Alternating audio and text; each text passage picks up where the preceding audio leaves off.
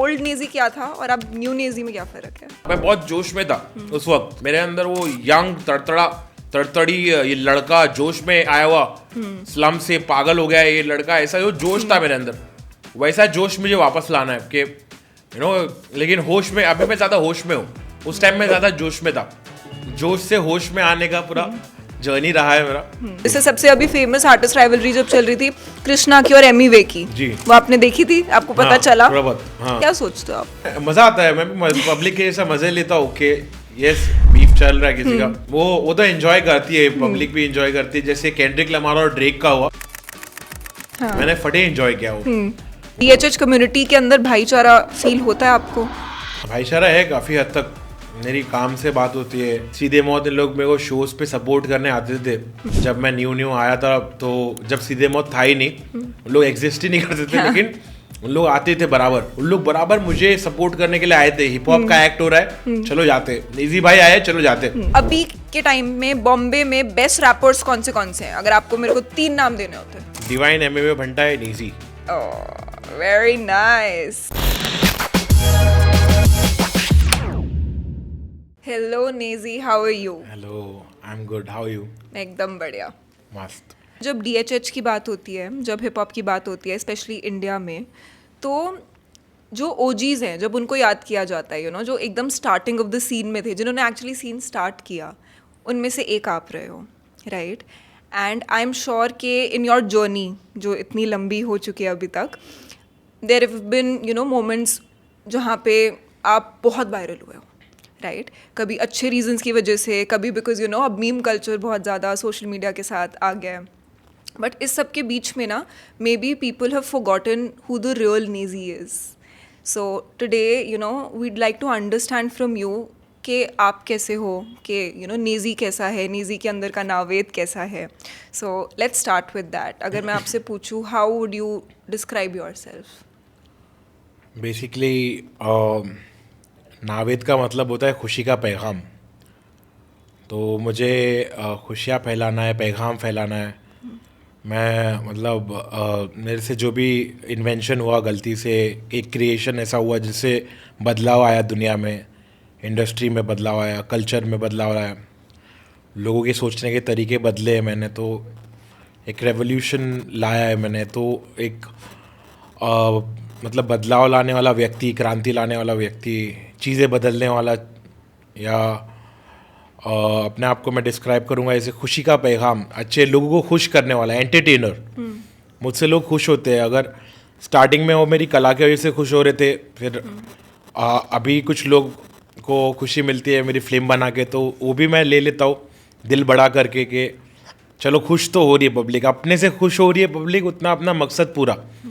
और असल में मैं एक मकसद लेकर आया था और मैं अपना मकसद लेकर चल रहा हूँ। मेरा मकसद है तब्दीली लाना, बदलाव लाना लोगों के दिमाग पर, कि हिंदी हिप हॉप मीनिंगफुल हो सकता है, लिरिकल हो सकता है, और इमोशनल हो सकता है, कॉन्सेप्चुअल हो सकता है।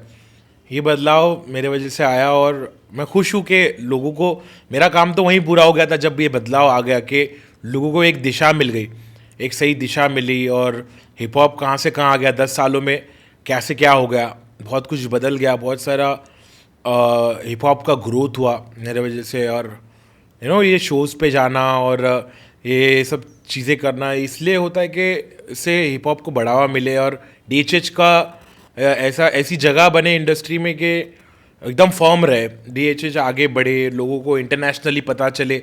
तो वो सब हो रहा है धीरे धीरे, जो मेरे सपने थे वो भी पूरे हो रहे। मेरा मकसद तो यही था कि बस पैगाम पहुंचाना। ये आर्ट फॉर्म को जिस तरह से परसीव किया गया है इससे पहले, मेरे आने के बाद वो बदल गया। तो मैं अपने मकसद में कामयाब हो रहा हूँ और धीरे धीरे मुझे बार बार इसी चीज़ पे ध्यान देना है कि मेरा मकसद क्या है। और मेरा और कुछ मकसद ही नहीं है, ना मुझे लड़कियाँ चाहिए, ना पैसे चाहिए, ना घर चाहिए, ना मुझे फेम चाहिए। मैं कोई भी ऐसी चीज़ों के पीछे हुई नहीं जो मुझे फ्री में मिलती है, वो सब चीज़ें मुझे ऑटोमेटिकली मिल जाती है। तो मैं हूँ पीछे इसी मकसद के कि एक प्रॉपर जो ये आर्ट फॉर्म का यूज़ करना चाहिए ना आर्टिस्ट में, इंडस्ट्री के आर्टिस्ट को, वैसा यूज़ हो रहा नहीं है। और मैं चाहता हूँ कि वैसा इस्तेमाल किया जाए इस आर्ट फॉर्म को, ताकि नए बच्चों पर एक ऐसा असर पड़े और हम एक नई दिशा की तरफ अपने पूरे भारत देश को लेकर चले और इंडिया में ऐसा म्यूज़िक बनना चालू हो जाए ना कि ग्राउंड ब्रेकिंग म्यूज़िक हो और पूरे वर्ल्ड से compete करे और इस सीन को दुनिया का सबसे बेस्ट सीन बनाए।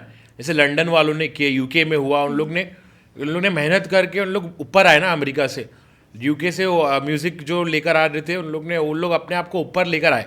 वैसे इंडिया भी अपने आप को ऊपर ला सकती है। तो मेरा मकसद वो है, इसलिए मैं यूनिटी चाहता हूँ, इसलिए मैं आर्टिस्ट लोग को मेहनत करता हुआ देखना चाहता हूँ, अपना 100% डालते हुए देखना चाहता हूँ। आपको लगता है कि अभी आजकल के टाइम पे कोई ऐसे आर्टिस्ट हैं जो शायद आपका विजन शेयर करते हैं? हाँ, जैसे कौन मिलते जुलते कौन? आर्टिस्ट है, मतलब जो भी बड़े बड़े आर्टिस्ट है मुंबई में, इंडिया में, सब ने देखा है कि हम लोग क्या करते हैं, स्वदेशी क्या करता है और सोशल कॉन्शियस क्या हिप हॉप होता है। और जैसे हिप हॉप का जब इन्वेंशन हुआ था यूएस में, तो जिन लोगों ने हिप हॉप का इन्वेंशन किया उन लोग ने खुद ही एक मैसेज के साथ शुरू किया था। हाँ, वहाँ कालों के लिए उन लोग ने इतना कुछ पैगाम पहुँचाकर इतना कुछ बदला, माहौल को, माशरे को, समाज को उन्होंने तब्दीली लाई म्यूज़िक के द्वारा। और वो हुआ, असल में वो एक पूरा एग्जाम्पल अपने सामने है कि वो हुआ वहाँ पर। तो यहाँ हाँ। पर मैं माइनॉरिटी जैसे मैं हूँ एक, तो मैं अगर सिर्फ माइनॉरिटी के अलावा अगर देखा जाए तो मैं चौल से भी आ रहा हूँ, तो दूसरे सबका कुछ ना कुछ खामियां है हर लोगों में। तो मुझे पब्लिक की आवाज़ बनना है और उस आर्ट फॉर्म को उस तरह इस्तेमाल करना है इंडिया में। जैसे तब्दीली वहाँ कालों के लिए आई, वैसे इंडिया में गरीबों की जो आवाज़ है, जो नॉर्मल लोगों की आवाज़ है, वो बनना चाहता हूँ मैं। मुझे वो आवाज़ बनना है। मैंने अपने गानों में कहा है, आज़ाद हूँ मैंने कहा है कि रास्तों पे चलते पलती चलने पलने वालों की आवाज़ों में, रास्तों पे जो लोग हैं, जो स्ट्रीट के लोग हैं, जो गरीब लोग हैं, जिनको कोई पूछता नहीं है, पब्लिक एड़ा बना के वट ले रही है, अमीर अमीर होते जा रहे, गरीब गरीब होते जा रहे, तो उनकी आवाज़ बनना है, उनको सिस्टम से रेलेवेंट कनेक्ट करना है कि तुम क्या क्या कर सकते हो, सही तरीका कौन सा है चलने का, तो उनकी आवाज़ बनना है। और जिस तरह से यूएस में बदलाव आया ना म्यूज़िक के थ्रू, हिप हॉप के थ्रू, पूरा ज़माना एक बदल गया। अब कालों की रिस्पेक्ट होती है, अब कालों को लोग वैसे नहीं देखते। तो उन लोग ने जिस आर्ट फॉर्म को जिस वजह से लॉन्च किया था, इन्वेंशन हुआ था उसका, वो उसमें उन लोग कामयाब हुए वहाँ पर। उसी तरह मुझे इस आर्ट फॉर्म को इस्तेमाल करके यहाँ कामयाब होना है और मैं हुआ भी हूँ। मैं काफ़ी हद तक अपनी चीज़ों में कामयाब हुआ हूँ और मुझे यकीन मिला है, इससे भरोसा मिला है कि मैं आगे भी अगर करूँगा तो चांसेस है कि मैं कामयाब हो और दूसरे आर्टिस्ट भी ये विजन शेयर कर सकते हैं। मेरा विजन सबको पता चले, सब अगर ये विजन शेयर करने लगे तो कितना बदलाव आ जाएगा दुनिया में। हाँ। जैसे आपके साथ उस टाइम पे डिवाइन ने भी शुरू किया था। जी जी। और डिवाइन भी आई थिंक काफ़ी हद तक जब रेडिट जैसे प्लेटफॉर्म्स पे बातें होती है और फैंस एक साथ इकट्ठे होकर डिस्कस करते हैं कि अच्छा यार कौन सा आर्टिस्ट क्या कर रहा है। सो of course divine is probably one of those few people जिनको लोग ये नहीं बोलते कि सेल आउट है, क्योंकि बहुत सारे ऐसे कैटेगरीज होती है ना कि जो फैंस भी बैठते हैं तो वो आर्टिस्ट को ऐसे कैटेगराइज करते हैं। तो कुछ लोग कहते हैं कि यार ये तो सेल आउट है, ये तो कुछ भी बना रहा है, सिर्फ कमर्शियल, सिर्फ गाड़ी के ऊपर या फिर लड़की के ऊपर या फिर ब्लिंग ज्वेलरी के ऊपर। बट डिवाइन अभी भी इन चीज़ों से शील्डेड है। सिमिलरली जब आपके बारे में भी रेडिट पे बात होती है तो there is a lot of love, right, and people keep talking about the old Naezy, but now this is the new Naezy. तो ओल्ड नेजी और न्यू नेजी से के बारे में नेजी से ही पूछते हैं कि वो ओल्ड नेजी क्या था और अब न्यू नेजी में क्या फ़र्क है? ओल्ड नेजी बहुत ऑर्गेनिक था और ओल्ड नेजी का कोई फिल्टर नहीं था, कुछ नहीं था, मतलब प्रोफेशन उसका रैप नहीं था, उसका पैशन था रैप। और न्यू नेजी का प्रोफेशन रैप है और अभी मेरा प्रोफेशन हो गया रैप। पहले मैं इसमें नहीं था रैप में, रैप मेरा एक पैशन था, हॉबी थी, उसको मैं करता था सिर्फ मतलब एक खुशी के लिए, एक साइड वाली थिंग थी, मेन थिंग नहीं थी। तो मैं मतलब इतना ध्यान नहीं था मेरा चीज़ों पर। तो मेरी लिरिक्स जो निकलती थी ना वो बहुत ऑर्गेनिक निकलती थी और मैं यंग था, वाइल्ड था, मेरे अंदर वो करिश्मा था, वो अभी भी है। वो कहीं ना कहीं अब मुझे ऐसा लगता है कि मेरे अंदर जो तब्दीली आई है, जैसे परसीव किया मुझे दुनिया ने और जो मेरे साथ हुआ, उससे मेरे अंदर बदलाव आया एक तरीके का। तो पहले एक चमत्कारी जो लिरिक्स निकलती थी सब मैजिकल होती थी लिरिक्स और इतना परफेक्ट, ये पूरा नेचर का ही देन है, नेचर की देन है। जो लिरिकल कंटेंट मैं लिखता हूँ वो सब नेचर की देन है। आई गेट इट फ्रॉम वहाँ से, मतलब वहाँ से मैं लाता हूँ।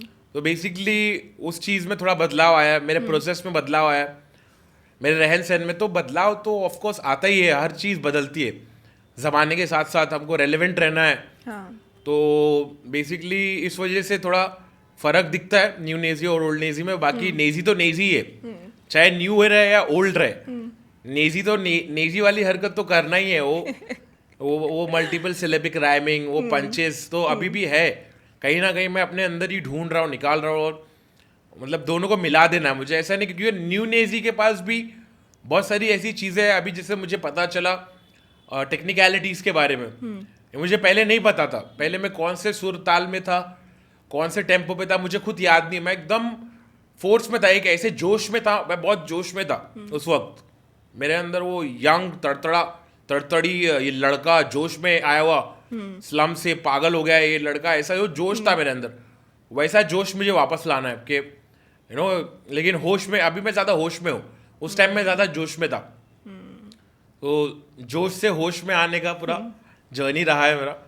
और उस वक्त मैं ज़्यादा फन लविंग भी था, और मैं बहुत अलग बंदा था वो टाइम पे। कॉलेज के दिनों में मेरे को कोई लोड नहीं था। अभी मेरे ऊपर जिम्मेदारियाँ आ गई है, मुझे कमा के घर पे लाना है, कहीं से भी प्रेशर है एक तरीके का। और मेरे लाइफ में जो हुआ, जैसा सेटबैक मिला मुझे, और कितना सारा मेरा ऊपर नीचे हुआ, तो उससे मुझे एक दिल पे लगा है मेरे। थोड़ा तकलीफ में रहता हूँ कभी कभी, सोचता हूँ उसके बारे में। तो और उस तकलीफ से बाहर लाना, खुद को एक्टिव रखना, इतना सब कुछ चल रहा है, और म्यूजिक भी तुमको करना है, तो वो इट्स नॉट ईजी। वो दूर से देख के आप लोग को बहुत सुंदर दिखता होगा, लेकिन जिसके ऊपर बीत रही है उसको पता है कि हकीकत में हो रहा क्या है। तो ये जर्नी न्यू नेजी से ओल्ड नेजी की ये बहुत यूनिक जर्नी है। और मुझे ऐसा लगता है कि जो भी हुआ अब उस पर पर्दा डाल दिया जाए, और आगे पे ध्यान दिया जाए कि अब आगे कैसे हम बच सके ऐसे चीज़ों से और ऐसी कठिनाइयों से। कठिनाइयाँ तो हमेशा रहेगी, लेकिन अब हमको ये दोनों को मिला देना है। जो ये पुराना बंदा और नया बंदा, ये दोनों को मिला के वापस से एक नई शुरुआत करना है। बस उसी तलाश में हो। वैसे आपके आंसर भी कितने लिरिकल हैं, जोश से होश में। हाँ। जैसे अभी आपने सेटबैक्स की बात करी, आपने काफ़ी अपने पुराने इंटरव्यूज़ में भी सेटबैक्स की बात करी है, राइट? एंड सेटबैक तो चलो, अगर उतार आएगा तो चढ़ाव भी आएगा, तो वो ऊपर नीचे होता रहता है, हर किसी की लाइफ ऐसे होती है। बट कभी आप सोचते हो कि यार वो रीज़न क्या रहा होगा जिसकी वजह से वो सेटबैक्स आने शुरू हुए? बिकॉज आफत के बाद द काइंड ऑफ सक्सेस, मतलब जब आप एकदम डिस्कवर हो चुके थे, everybody was talking about Naezy, उसके बाद आप ऑलरेडी एक लेवल पे पहुंच चुके थे, एंड वो बहुत यूनिक जर्नी है कि वहाँ से आपके सेटबैक शुरू हुए। So do you look back and wonder कि यार अच्छा प्रॉब्लम, रूट कॉज क्या था? हाँ, मुझे पता चला, मैंने फाइंड आउट करा, क्योंकि बहुत सारे लोग इंटरेस्टेड थे मेरी जर्नी में। सब मेरे साथ चलते थे ना, तो जब मेरे को धक्का लगता था ना, तो मेरी पब्लिक को धक्का लगता है। मुझे कुछ हो रहा है ना, मैं अगर नेगेटिविटी में हूँ तो मेरी पब्लिक भी साथ में रहती है। मतलब हम लोग साथ में अप्स एंड डाउन्स देखते, हम लोग का टॉप भी देखे ना साथ में देखे, डाउन भी देखे साथ में देखे, तो मेरी पब्लिक मेरे साथ में रहती है, और उन लोग को बहुत फील होता है मेरे लिए। और बहुत हम लोग का रिश्ता ना बहुत दिल का है, कि बहुत हम लोग इमोशन से नेजी के लिए पब्लिक तड़पती है कि ये सामने आना चाहिए, ये ऊपर जाना चाहिए। लोगों को सबको महसूस होता है ऐसा कि यार ये डिजर्व करता है, ये बंदा डिजर्व करता है, इसको वो जगह क्यों नहीं मिली जो जगह हम चाहते थे इसको मिले। तो मुझे लगता है ये ऊपर वाले के हाथ में कब किसको कहाँ पहुँचा दे। और बेसिकली मेरा रूट कॉज पता चला कि मेरा ध्यान वहाँ नहीं था, कोई ऐसी स्ट्रैटेजी नहीं थी कि आगे क्या होने वाला है। और मैं फुल टाइम रैप नहीं कर रहा था, मेरा ध्यान कम था, फोकस कम था। अगर मैं फुली फोकस करता, मुझे समझ जाना चाहिए था कि अल्लाह ताला ने दुनिया में मुझे इस मकसद से भेजा है, रैप इज़ योर थिंग, यही करो ज़िंदगी में, यही करो और इस पे फोकस करो। अपने गोल्स, अपने स्ट्रैटेजी बनाओ, गोल्स बनाओ और उसको अचीव करो। ये चीज़ मैंने नहीं किया, मैंने कोई स्ट्रैटेजी नहीं बनाई, मैंने कोई गोल्स बनाए नहीं, कोई मार्किंग नहीं की कि मुझे यहाँ पहुँचना है इतने सालों में, या हिप हॉप ही मेरा मकसद है, हिप हॉप ही मेरे जीवन का मकसद है। मैं इसको घर वालों से, मेरे को वो परमिशन नहीं मिल रही थी, मैं बहुत कंफ्यूज था कि लाइफ में क्या करना है। घर वाले बोल रहे नहीं करना है, घर वाले मना कर रहे, मैं कॉलेज स्टडीज़ कर रहा हूँ ताकि मैं प्रोफेशन चेंज कर सकूँ, और मेरे दिमाग में कुछ और ही चल रहा था कि पता नहीं क्या होगा। अब मूवी बन रही थी मेरे बारे में, तो मुझे ऐसा भी लग रहा था कि बहुत आराम से सब कुछ हो रहा है और मैं इतना ग्रेट आर्टिस्ट हूँ। मेरे को कॉन्फिडेंस भी बहुत, मेरा लेवल अलग था कॉन्फिडेंस का, कि मैं इतना ग्रेट आर्टिस्ट हूँ, मुझे क्या होने वाला है, मुझे तो मार्केट से काम मिलते ही रहेगा और अपने को पैसे भी बना लेंगे और शोहरत तो बहुत मिली है, तो अपने को कोई चीज़ की ज़रूरत नहीं है। तो अपन थोड़ा कॉन्फिडेंस में थोड़ा लेड बैक हो गया था कि आराम से, मतलब वो जोश खत्म हो रहा था, वो आराम से करते ना, हटाओ ना, लेजीनेस आ रहा था। और कभी भी अपने जुनून को, जोश को खत्म होने मत दो, लेजीनेस में मत जाओ। अगर तुम प्रोकास्टिनेट कर रहे हो, लेजीनेस में जा रहे हो, ओवर कॉन्फिडेंस में जा रहे हो, तो तुमको टक्कर तो मिलेगी, क्योंकि बाकी के लोग, बहुत कॉम्पिटिटिव जमाना है, बाकी के लोग बहुत फास्ट रुकेंगे फास्ट नहीं। ऊपर जा रहे हैं और हाँ। फटाफट चीज़ें बदलती है इंडस्ट्री में। तो वो गलती थी मेरी, कोई प्लान नहीं था, कोई स्ट्रैटेजी नहीं थी, कुछ पता ही नहीं था क्या होने वाला है लाइफ में, पूरा ब्लैंक था वो टाइम पे। कहीं और ही ध्यान था मेरा, फैमिली पे ध्यान था, कभी बाहर की चीज़ों पे ध्यान था, या कोई और रास्ता बना रहा था मैं अपना।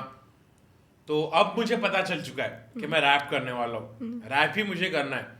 अब मैं वैसी स्ट्रैटेजीज बना सकता हूँ, अपने गोल्स बना सकता हूँ और अचीव कर सकता हूँ। मेरे को ऊपर वाले ने और एक मौका दिया है, मेरे हाथ में अभी भी वो मौका है, क्योंकि एस्टेब्लिश तो मैं पहले दिन से हूँ, अल्हम्दुलिल्लाह पहले गाने से एस्टेब्लिश हो गया था मैं। तो उसका तो मेरे को चिंता नहीं है, पूरा दुनिया की नज़र है मुझ पर अभी भी मैं उन लोगों को दे सकता हूँ वो जो मुझे देना है, और कंटिन्यू कर सकता हूँ इस जर्नी में। जैसे मैंने बताया कि हम लोग साथ चलते, हाँ। साथ ऊपर जाते, साथ नीचे आते। तो अब मैं यहाँ से ऊपर जाऊँ, ये सब मेरे दोस्त लोग चाहते हैं, मेरे पूरी फैमिली, फैंस, सब चाहते हैं कि मैं अभी यहाँ से सीधा ऊपर जाऊँ। तो अब मैं सबके साथ ऊपर आऊँगा और इंशाल्लाह सक्सीड करूँगा और वापस नीचे नहीं आऊँ। बिल्कुल। जैसे जब हम DHH की बात करते हैं, तो DHH कम्युनिटी में यूनिटी है, मतलब वो भाईचारा कहते हैं ना, जैसे दिल्ली में बड़ा यूज़ होता है ये वाला वर्ड, भाईचारा होना चाहिए। तो आपको क्या लगता है कि DHH कम्युनिटी के अंदर भाईचारा फील होता है आपको? हाँ, भाईचारा है काफ़ी हद तक। मेरी काम से बात होती है उनका, और जैसे करण कांचन मेरे साथ काम किया करता था, फिर वो डिवाइन की टीम में चले गया, और वैसे ही सीधे मौत इन लोग मेरे को शोज़ पे सपोर्ट करने आते थे।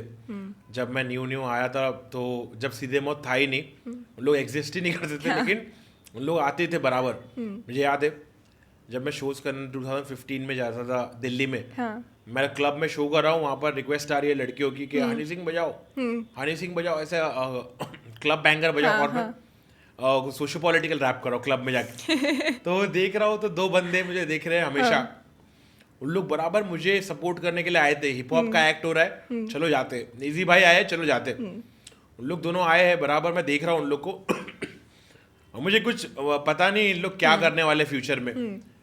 तो वो दो बंदों को देख के मुझे अच्छा लगता था कि यार हिप हॉप के वजह से देखो ना, क्लब में बराबर इन लोग खड़े सपोर्ट कर रहे हैं। और जब वो खत्म होता था तो हम लोग के साइफर होते थे, फ्री स्टाइल रैप करते थे हम लोग साथ में। और मुझे कोई गुमान नहीं था इनके बारे में कि इन लोग आगे क्या करेंगे, बस मुझे पता था ये काम भाई है और ये भाई अंकुर है, इन लोग है दिल्ली के हिप हॉप रिप्रेजेंट करने वाले लोग हैं जो रियल हिप हॉप को सपोर्ट कर रहे। तो अब उन लोग की जर्नी फिर देखने मिलती है 2-4 साल बाद, तो मैं शॉक में रह गया कि ये वही बंदे जो सपोर्ट करने आते थे बराबर। तो सपोर्ट और एक दूसरे को आगे पहुंचाने की जो एक अच्छी क्वालिटी है DHH में, कि जलन नहीं है, एक दूसरे को आगे धक्का दो, सपोर्ट करो, एक दूसरे के गाने शेयर करो। और एक डिस वाला गेम तो चल ही रहा है, लेकिन एक जैसे ईस्ट वेस्ट में झगड़ा रहता है ना, राइवलरी रहती है ना, वैसा कुछ यहाँ पर नहीं है कि मुंबई वेस्ट साइड है, साउथ साइड है और नॉर्थ साइड है, तो मुंबई वर्सेस नॉर्थ साइड ऐसा कुछ बैटल नहीं है, कोई वैसा कर रहा नहीं।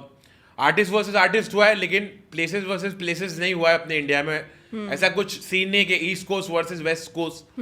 DHH का सीन बहुत यूनिफाइड है, सब साथ में मिलकर चल रहे हैं और एक दूसरे को सपोर्ट कर रहे हैं, इंटरनली सब जुड़े हुए हैं, एक दूसरे से बातचीत होती रहती है।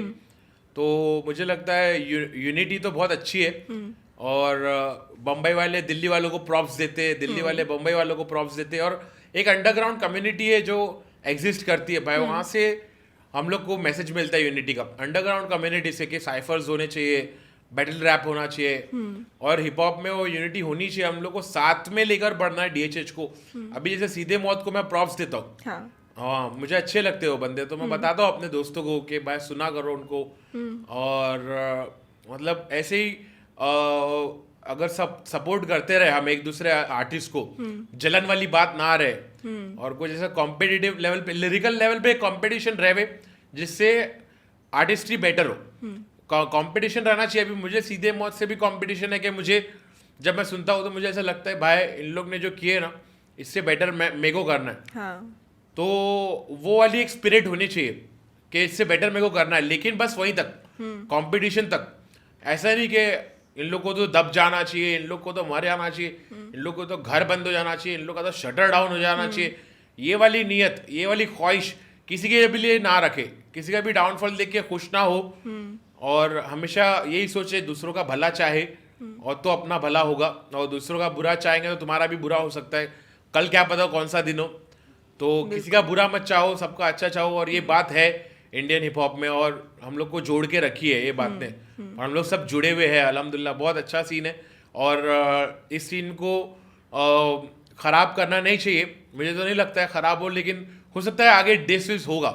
बट जैसे डिस तो अभी भी होता है, जैसे डिस ट्रैक्स कितने सारे चलते हैं, एंड पता है शॉकिंग बात है कि फैंस को पसंद है, फैंस को बहुत अच्छा लगता है जब आर्टिस्ट राइवलरी चलती है। जैसे सबसे अभी फेमस आर्टिस्ट राइवलरी जब चल रही थी कृष्णा की और एमी वे की, वो आपने देखी थी, आपको पता चला? हाँ। तो उसको आप कैसे प्रोसेस करते हो कि जब आप देखते हो कि क्या हो रहा है, सो क्या सोचते हो आप? हाँ मैं मजा आता है, मैं भी पब्लिक के जैसा मजे लेता हूँ कि यस बीफ चल रहा है किसी का, और उसमें फनी बार्स भी रहते हैं, तो मैं ऐसे ही दिखता हूँ नॉर्मल ऑडियंस की तरह कि यार इसको क्या बोल रहा है ये, अरे माँ इसने क्या बोल दिया है, और वो सब एक्सक्लेमेशन और एक मजा, वो तो एंजॉय करती है, पब्लिक भी एंजॉय करती है। जैसे केंड्रिक लमार और ड्रेक का हुआ, मैंने फटे एंजॉय किया वो पूरा, मैंने पूरा सीजन मैंने खाली बैंग किया उनके गाने, और मुझे बहुत मजा आया उन लोग का बीफ देख के। तो वैसा बीफ होना चाहिए यार, वैसे उन लोग ने एकदम ऐसा सेट कर दिया कि बीफ करो तो ऐसा करो, बिल्कुल एक से एक गाने निकाले। आपको कौन सा, आप किसकी साइड पे थे? होता है ऐसे कभी कभी? हाँ होता है। तो बेसिकली जिसको मैं पहले से भी सुनता हुआ आ रहा हूँ, मैं उसका साइड ले लेता हूँ। जैसे अब मैंने ड्रेक का साइड लिया था थोड़े दिन के लिए, लेकिन केंड्रिक को भी मैंने बाद में सुनना शुरू किया, ड्रेक को पहले सुनता था मैं। तो फिर जैसे जैसे दिखा मुझे कि यार ये इतना अच्छा नहीं कर रहा है, तो फिर मैंने अपना साइड चेंज कर लिया। ओ साइड चेंज। और कृष्णा और एमीवे में आपने साइड ली थी? नहीं, साइड नहीं ली थी मैंने। गाने सुनते हुए लिरिकली, अगर आपको as somebody who knows music, अगर वैसे जज करना होता कि यार ये इसका सॉलिड था, ये वाले में ये इसके बार्स बेटर थे। हाँ, तो ऐसे दोनों का मेरे को लगता है कहीं ना कहीं दोनों कहीं ना कहीं बेटर हो सकते थे, कहीं उसमें खामियां थी, कहीं उसमें खामियां थी, और गाली गलौज अवॉइड कर सकते थे। माँ बहनों पे नहीं जाने का यार, उन लोग ने माँ बहन निकाली है लिटरली, गर्लफ्रेंड सब। हाँ, तो ये सब चीज थोड़ा अगर नहीं रखते ना तो शायद मैं इंटरेस्ट लेता उनके बीफ में। लेकिन जब ये सब बातें होती है तो मैं वहां से हट जाता हूँ, मेरा वहीं तक का साथ है, तुम लोग ये सब हरकत करो नहीं, फिर मेरा सपोर्ट, फिर मेरा कुछ भी इसमें पॉजिटिव अप्रोच नहीं रहता है। फिर मैं वो चीज़ को अपने दिमाग से निकाल देता हूँ, मैं कुछ और देखने लगता हूँ जहाँ ये सब हो रहा होता है ना, क्योंकि लाइन क्रॉस करना ठीक नहीं है। बीफ में भी अगर तुम किसी से बैटल भी कर रहे हो, बैटल रैप में भी लाइंस क्रॉस ना की जाए तो अच्छा रहता है। विद इन द लाइंस तुम डिस करो ना, बार्स मारो, उसको तोड़ने के बारे में, फोड़ने के बारे में, उसको इंसल्ट करो, लेकिन माँ बहन को दूर रखो, तुम्हारी भी माँ बहन है, ये मत भूलो। हाँ, बट आजकल तो हर दूसरे रैप सॉन्ग में होता ही है गाली, ऐसे ही डलती रहती है। हाँ, तो ये बहुत बुरा हो रहा है जो भी हो रहा है ना सीन में, रैप सॉन्ग में जो गाली आ रही है। तो बेसिकली इंडिया का कल्चर ये प्रमोट नहीं करता है। बॉलीवुड को देखो, बॉलीवुड में कहाँ थी गाली आज तक? हम लोग के इंडस्ट्री में ना म्यूजिक में गाली थी, ना फिल्म्स में गाली थी। तो हिप हॉप में क्यों? हिप हॉप को हम ऐसा क्यों आगे लेके चल रहे कि चलो चलता है एक्सप्लिसिट वर्जन। अरे भाई, इंडिया है, अमेरिका नहीं है, यूके नहीं है। यूके में भी बहुत उन लोग लिरिक्स अपने क्लीन रखते हैं। तो लिरिक्स क्लीन रखने से पता चलता है तुम्हारा कल्चर कैसा है, तुमने क्या सीखा, तुम्हारे देश ने तुमको क्या सिखाया, तुम किस बैकग्राउंड से बिलोंग करते हो, तुम किस फैमिली से आ रहे हो। तुम्हारे लिरिक्स से पता चलता है तुम किस फैमिली से आ रहे हो। तो बेसिकली फैमिलीज भी सुनती है, हाँ। लड़कियां सुनती है, बच्चे सुनते हैं, उन पे क्या असर पड़ेगा, औरतों पे क्या असर पड़ेगा।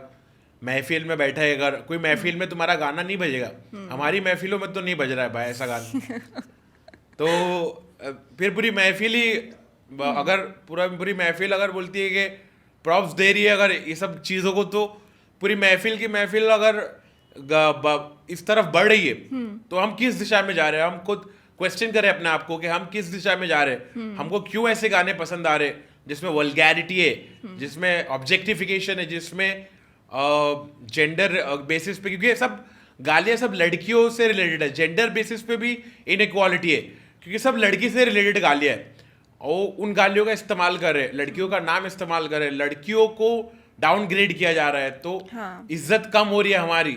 हिप हॉप से हमको इज्जत बढ़ानी थी, इज्जत कम नहीं करनी थी, तो ये मैसेज हम भूल रहे हैं कि हमारी इज्जत कम हो रही है, हमारी इज्जत मिट्टी में मिल रही है, तो उससे हमको कोई फर्क नहीं पड़ता। हिप हॉप ऑनर के बारे में भी है, इज्जत के बारे में भी है, रिस्पेक्ट के बारे में। मैं चाहिए कि मुझे चार लोग रिस्पेक्ट करें, चार लोग मेरे को इस नजरिए से नहीं देखे कि यार ये इज द बैड गाय, ये खराब बंदा है, इसकी जबान साफ नहीं है। तो वो एक मुद्दा मुझे थोड़ा दिल पे चुभता है कि जब पता चलता है कि मार्केट में रेवेन्यू में उन लोग की स्ट्रीमिंग ज्यादा है, हाँ। तो मुझे थोड़ा दिल पे लगता है यार जो गाली दे रहा है उसकी स्ट्रीमिंग बढ़ जा रही। तो मैंने एक अंडरग्राउंड रैपर को बहुत इमोशनल कर दिया, वो मराठी रैपर है, हाँ। उसको मैंने बोला तू शिवाजी महाराज के बैकग्राउंड से बिलोंग करता है, मैं एक रियल मराठा होने के नजरिए से तू ये हरकत कैसे कर सकता है, तू तो अंडरग्राउंड से। तो बोलता है भाई जो बिक रहा है मेरे को करना पड़ रहा है। जब मैं देख रहा हूँ एनालिसिस में मुझे पता चल रहा है जहां गालियां है वहां पर स्ट्रीमिंग है, नंबर्स है, जहां गालियां वहां नंबर्स है। तो मैं सोचा मैं कर देता हूँ गाली से बात, मैं जानबूझ के वो बंदे ने गालियां बैठ के ऐड किया है, Oh God. और वो देख के मुझे इतना बुरा लगा ना, मैंने उसको साफ साफ सुना दिया। मैंने उसके पूर्वजों की बात करके उसको एकदम हिला दिया और उसको जोश में लाया। मतलब ब्रो नो यू कांट, मतलब अगर शर्ट और पैंट बेचने का धंधा नहीं चल रहा है, हाँ। तो तुम अंडरवेयर बेचने का धंधा करोगे। अगर वो ज्यादा चल रहा है तो तुम ऐसा करो। मैंने उसको ये एग्जांपल देके समझाया, तुम धंधा करने निकल रहे हो, म्यूजिक तुम्हारा एक प्रोफेशन है और तुम उसमें एनालिसिस कर रहे हो, तो तुम ऐसा सोचो ना कि यार अगर वही बिकने लगा तो तुम खुद भी इतने नीचे गिर जाओगे।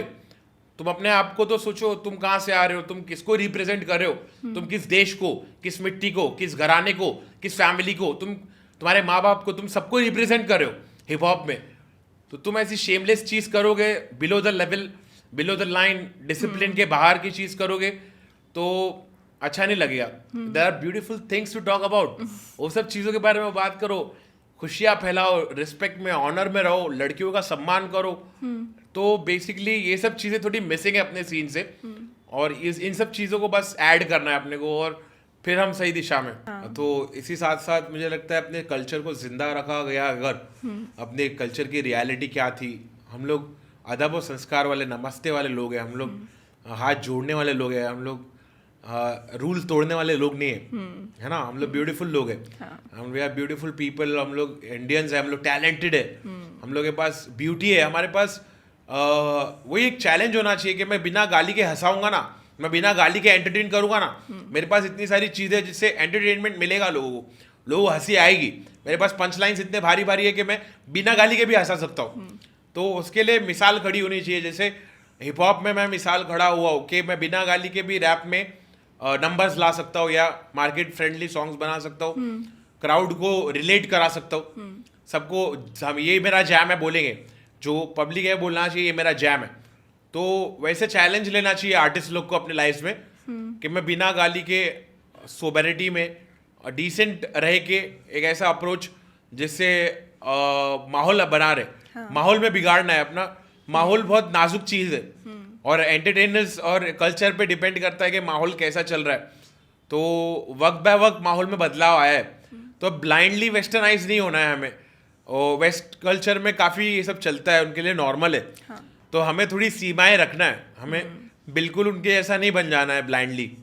थोड़ा हम लोग को इंडियन रहना है, तो बेसिकली वहाँ हमें हमारी बाउंड्रीज पता रहनी चाहिए। बाकी तुम करो ना कुछ भी करो, लेकिन डार्क जोक्स और गाली गलौज ये सब थोड़ी बाउंड्रीज में रह के करो। हाँ। फिर बहुत मजा आता है ना। तुम वो पता चलता है कि तुम किस घराने से आ रहे हो और तुम्हारे टैलेंट में भी कितना जोर है। तुम एक ब्रैकेट लगता है तो चैलेंजिंग लगता है आर्टिस्ट को। बिल्कुल। एक ब्रैकेट लगा के करो ना तो वो चैलेंज लेने के लिए तैयार रहो ना। मैं चाहता हूँ वो हो। Okay. वैसे आप क्रिकेट फैन भी हो ना? हाँ। मेरे को एकदम से याद आया, फेवरेट क्रिकेटर कौन सा है आपका? Jacques Kallis, Steven Smith. अरे इंडिया का बताओ यार। इंडिया का हाँ, मोहम्मद कैफ। मोहम्मद कैफ। हाँ ओके, अभी आईपीएल आ रहा है, देखोगे आप? हाँ। कौन सी टीम को सपोर्ट करते हो? मुंबई इंडियंस। मुंबई इंडियंस। क्या लगता है जीतेगी इस बारी? हाँ जीतेगी, हर बार तो वो ऐसे ही लगता है जीतेगी। हाँ। मुंबई इंडियंस पे ऐसा भरोसा है जैसे इंडिया पे भरोसा है। वर्ल्ड कप में भी ऐसे ही भरोसा था इंडिया पे कि बहुत अच्छा इन लोग को 11 मिल गए, इन लोग जाने वाले जीतने वाले। वैसे मुंबई इंडियंस को भी भरोसा रहता है हमेशा, बहुत अच्छे खिलाड़ी है हमारे पास, हम लोग जाने वाले, हम लोग ही जीतने वाले। तो यही स्पिरिट लेके चलता हूँ मैं पूरा वक्त, हम लोग ही जीतने वाले। मैच देखने जाओगे आप स्टेडियम में? हो सके जाओ। वैसे गए हो पहले हाँ, गया कभी? हूँ, गया हूँ। कैसा बहुत एक्सपीरियंस? क्रेजी रहता है एक्सपीरियंस, रियली बहुत क्रेजी है। मतलब आप जब देख लेते हो ना उसको सामने से तो आपके अंदर वो जुनून पैदा हो जाता है कि मुझे भी करना है क्रिकेट, मुझे भी खेलना है। तो मैं आईपीएल से ही घुसा था क्रिकेट में। जब आईपीएल बहुत नया था ना तो मैंने लाइव देख लिया था जाके। हाँ। और जिस दिन से मैंने लाइव देखा हो ना उस दिन से मैं खेलना शुरू कर दिया अपने एरिया में। और बहुत पैशनेट हो गया क्रिकेट के बारे में। लाइव देखने के बाद जिंदगी बदल जाती है और क्रिकेट का नजरिया ही चेंज हो जाता है। हाँ। जब लाइव देख लेते हो तो वो अलग वो एक्सपीरियंस। तो है, वो एक अलग एक्सपीरियंस हाँ, होता है। हाँ। ऐसे यार मेरे को ना ऐसे पाकिस्तानी मीडिया में ना ऐसे कुछ लोग हैं कमेंटेटर्स या कुछ जिनके शोज है जो बहुत ज़्यादा फनी होते हैं। तो उसमें ऐसे दो लड़के हैं, इफ़ी और वासे, आपने उनकी रील्स देखी हैं? वो दो प्लास्टिक चेयर पे बैठते हैं पेड़ के नीचे और वो बस ऐसे ही मजाक बनाते हैं और क्रिकेट डाइसेक्ट करते हैं। आपने देखा है उनकी वीडियोस? हाँ जिसमें वो आई थिंक बाबर आजम के बारे में कह रहे थे कि घंटे का किंग वाला, वो जो एक रील वायरल हुई थी। हाँ। सुना है आपने? नहीं? आप मीम्स नहीं देखते? देखता हूँ। सिर्फ अपने? हाँ आपको अपना हाँ, फेवरेट मेरे मीम कौन सा लगता है? मेरे मीम्स मुझे बहुत पसंद है। आपका खुद का मैंने प्रॉप्स फेवरेट दिया कौन हूँ, सा मैंने है? कमेंट किया और रिप्लाई किया हूँ। हाँ? हाँ मैं बोला ये वाला बहुत मस्त था भाई, अरे मेरी एक्टिंग करो एकदम सेम। और मेरे को इतनी हंसी आती है ना उसमें देखकर, लोग एकदम सेम एक्टिंग कर रहे। मेरे Paps फेवरेट बहुत। पंछी कौन है हाँ। कि पीछे हट, पीछे हट, पीछे हट, ये वो सब है मेरी आउल same- देखा है? आउल? हाँ, तो फनी लगता है मुझे बहुत। मजा आता है जब मेरी खुद की फिल्म बनती है ना। थोड़ा बुरा भी लगता है, जैसे दोस्तों के साथ बचपन में होता था ना कि हम 4 दोस्त खड़े, एक उसकी बना रहा है, एक उसकी बना रहा है, फिर अपने ऊपर आ गया टॉपिक, अपनी भी थोड़ी बन गई तो अपन समझ के लिए उस चीज को। वैसे ही मीम्स का है, सबकी मीम्स बनती है, मीम्स तो सबकी बनने वाली है भाई, बच के। अभी मैं आ रहा हूँ वापस और मेरी भी नजर है सब पे कौन क्या कर रहा है। सबकी मीम्स बनेगी भाई, मेरे तुम लोग ने मजे ले लियो, इतना मत भूलो कि तुम्हारी भी मीम बन सकती है। मीम तो किसी की भी बन सकती है, मैं बनाना चालू कर दूंगा मीम्स। किस पे सबसे पहले बनाओगे? पता नहीं किस पे, अगर देखा जाए तो मुझे लगता है कि अपनी इंडस्ट्री तो बहुत फनी है। सबने ऐसी ऐसी हरकतें की है कि सब केपेबल है इस चीज़ के कि उनका मीम बने, लेकिन हम बकश रहे हैं कुछ लोगों को। मीम सिर्फ सब निजी का ही बनाते, दूसरे लोग पे भी फोकस करो यार, सबसे गलतियां होती है, भूल चूक हरकतें सबकी अलग अलग हरकतें। तो किसी के यूएसपी पे अगर किसी का यूएसपी ऐसा है उसके ऊपर अपन अगर मीम बना देते तो वो आर्टिस्ट ही खत्म हो जाएगा यार।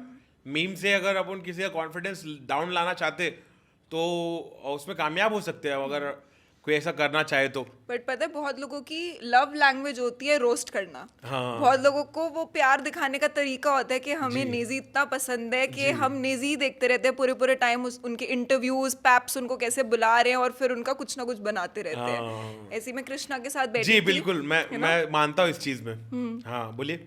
मैं बोल रही थी कि मैं कृष्णा के साथ बैठी थी तो मैंने उनसे पूछा कि आपकी लव लैंग्वेज क्या है। ठीक है, तो कृष्णा ने तो मेरे को एकदम स्ट्रेट बोला कि रैप है मेरी लव लैंग्वेज। आपकी लव लैंग्वेज क्या है? मेरी लव लैंग्वेज मेरा तरीका है एक, और बेसिकली एक आर्टिस्ट्री बोलेंगे उसको फॉर्म की, कि पोइट्री वगैरह या पंच लाइन्स वगैरह जगह पे राइम कर देना, वही कभी गुस्सा करना। गुस्सा करना आपकी हाँ, लव लैंग्वेज मेरी है? love language। अरे ये कैसा प्यार गुस्सा- दिखाना हुआ? गुस्से में प्यार दिखाता हूँ मैं। वो कैसे होता है, एग्जाम्पल दो। अरे गुस्से में प्यार नहीं होता क्या? नहीं, होता है गुस्से में प्यार। हम तो करते। मेरे को गुस्सा कर दिया आपने। हाँ। वैसे आपका हार्ट ब्रेक भी हुआ है ना ऐसे कॉलेज टाइम पे? हाँ, आपको कैसे पता चला? मेरे को सब पता रहता है। मेरा हार्ट ब्रेक हुआ है हाँ। कॉलेज टाइम पे? हाँ। ये आपको पता है? हाँ। और सच्चाई आपने स्टॉक सच्चाई। भी करा है उनको, उनकी शादी भी हो चुकी है। अरे बाप रे, ये सब हुआ भी है पता ना? है आपको? बिल्कुल। हाँ, हार्ट ब्रेक्स तो मुझे हमेशा होते हैं। जब भी मुझे कोई एक क्रश लटकाता नहीं है ना, फॉर इंस्टेंट हार्ट ब्रेक होता है। और बेसिकली वो तो एक ऐसी रीत थी कि ना, लंबी कहानी है उसको कॉलेज वाली, तो मतलब उसमें तो मैं बहुत डीपली ऐसा इन्वॉल्व होने वाला था। मैं बच गया। मतलब आगे जाकर अगर कुछ होता तो उस चीज़ से ऊपर वाला मुझे बचाना चाहता था, इसलिए मेरी नज़रें पहले ही खुल गई और मुझे पहले ही सच्चाई पता चल गई, तो मैं बच गया। उससे ज़्यादा अगर बिगड़ पाता हमारा रिश्ता तो उस चीज़ से मैं बच गया, मुझे बचा लिया गया। तो मैं हमेशा बहुत सेफ खेला हूँ और हुकअप से, सिचुएशनशिप से बहुत दूर रहा हूँ, सिंगल रहा हूँ हमेशा। और तो रिलेशनशिप में कभी नहीं आए? कभी नहीं। झूठ। सच्ची। आपने नाम नहीं दिया होगा उसको रिलेशनशिप का, हाँ, बट हाँ, प्यार हाँ। तो हुआ ही होता हाँ, है। प्यार होते रहता है ना? हाँ, हुआ है। हाँ, तो वो सिचुएशनशिप बोलेंगे फिर उसको, कि रिलेशनशिप भी नहीं है बट बात हो रही है और अच्छा भी लग रहा है। हाँ, मतलब सिचुएशनशिप बोलेंगे या कुछ और नाम, बस रिश्ते हैं कुछ लोगों से, बॉन्डिंग है, एक जैम है हम लोग का, एक वाइब है जो जैसे मैंने भमाए सॉन्ग बनाया हो, तो अलग अलग इंसानों में आपके साथ अलग अलग वाइब्स रहते हैं। आप वो सिमिलर वाइब्स शायद कहीं और आप वो एनर्जीज नहीं शेयर करोगे। आप एक पर्टिकुलर बंदे के लिए, एक स्पेशल बंदे के लिए, तो ऐसे स्पेशल मेमोरीज है, स्पेशल लोग है जिनके लिए मैंने कुछ किया हो और जिनके साथ मैंने कुछ ऐसी एनर्जीज एक्सचेंज किया हो या वक्त बिताया हो जो बहुत मेमोरेबल है और फैंटास्टिक है। 100 है उसको भाई, वैसा रिक्रिएट नहीं किया जा सकता है, बहुत रियल है। जो भी कुछ है बहुत रियल है और बहुत सोफेस्टिकेटेड और बहुत अलग। याद है आपको, आपने कभी किसी लड़की के लिए कुछ कोई ऐसे बार लिखी हो या फिर कुछ लिरिक्स लिखे हो? हाँ, जा उसके पास जिसके पास मोटा वॉलेट है, 4-5 क्रेडिट कार्ड्स, जिसके पास कोड़ा कॉलेज है, जा उसके पास, लगा उसकी वाट, बेवजह बेवफा तू उससे ले तोहफे बेवजह दे सजा तू मुझको धोखे पे धोखे, या तेरे आपको दिल में ही खोट है।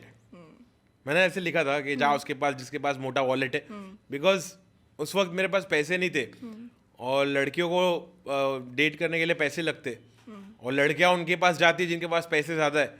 तो मैंने ये लाइन बनाया था कि जा उसके पास जिसके पास मोटा वॉलेट है, अगर तेरे को तलाश ही उसकी है ना, पैसों की तलाश है, पैसे वाला बॉयफ्रेंड चाहिए तेरे को, मीनिंग नहीं चाहिए तेरे को, इमोशनल कनेक्ट नहीं चाहिए तेरे को, रियलिटी नहीं चाहिए, तो तेरे को अगर ऐसा रिलेशनशिप ही चाहिए, तेरे को ऐसा ही साथी चाहिए, ऐसा ही पार्टनर चाहिए, तो जा उसके पास, लगा उसकी वाट। बट वैसे सारी लड़कियां ऐसी नहीं होती, बट बहुत होती हैं, सो मैं आपका दुख दर्द पीड़ा समझ सकती हूँ इस सेंस में। वैसे लड़के अपना पहला प्यार भूलते हैं? हाँ, बिल्कुल भूलते हैं। हाँ, क्यों नहीं भूलते? पहला प्यार हम लोग को याद रखते हैं, हम लोग को पहला प्यार अपनी माँ से होता है। नहीं, बट मम्मी के बाद। अच्छा, मम्मी के जब बाद गर्लफ्रेंड टाइप या फिर यंग लव होता ये है। तो आप मतलब बॉलीवुड से मुझे लगता है ये थॉट निकला है, जो बॉलीवुड हम लोग उसको पॉपकॉर्न बोलते हैं स्लैंग में, जो ऐसा हो जाता है ना, अरे पहला प्यार, मेरा पहला प्यार, बस उसको हम वो बंदे को हम लोग पॉपकॉर्न बोलते हैं, ये पॉपकॉर्न ना, बॉलीवुड के उससे इंस्पायर हो गए जो। इन लोग पॉपकॉर्न लोग हैं, इन लोग बॉलीवुड से फुल इंस्पायर हुए। पहला प्यार, मतलब पहला प्यार हम लोग का भाई, नहीं पहला प्यार भाई, पहला प्यार नहीं भूल सकते, पहला प्यार तेरे नाम हो जाऊंगा मैं इसके चक्कर में। हाँ, पहला प्यार हम लोग का इतना सॉलिड रहता है, बॉलीवुड से सॉलिड लव करना सीखे हम लोग ने, कि प्यार मतलब बहुत रोमियो टाइप एकदम पागल, एकदम पागल, दीवाना और इश्क वाला लव। तो बेसिकली बॉलीवुड से बहुत सारे लोग इंस्पायर हुए और प्यार करने के तरीके भी काफी बॉलीवुड से इंस्पायर, तो उन लोग का नाम ही रखे हम लोग ने पॉपकॉर्न। ये तो क्रेजी टर्म सुनिए। मेरी लाइफ में ऐसे बड़े पॉपकॉर्न घूमते हैं जो ऐसे पागल दीवानों की तरह घूमते हैं। आपने कभी ऐसे कुछ बहुत ग्रैंड या रोमांटिक किया है कभी किसी के लिए? हाँ, क्या? पोइट्री लिखी है।